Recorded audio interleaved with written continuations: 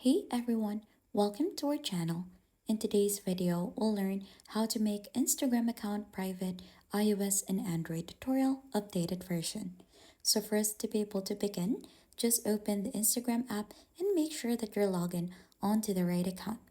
So as you can see, I'm currently onto my Instagram feed already, and I have made sure already that I'm onto the right account. To go ahead and make this Instagram account private, click onto your profile icon here onto the bottom part and click onto the three horizontal lines here onto the upper part of the screen.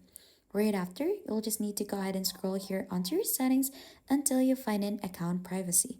If you click onto that, there should be an option for you to go ahead and private your account. So if you click onto that, it should go ahead and switch your account to private. Click onto switch to private.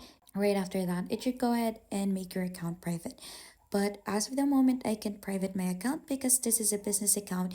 If you want to make this private first, switch first to a personal account.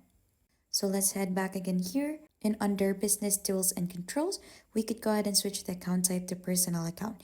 So let's switch this first. And right after, let's head back again there to account privacy. And we could go ahead and switch this to private already. And that is how easy you could go ahead and make your Instagram account private, iOS and Android updated version.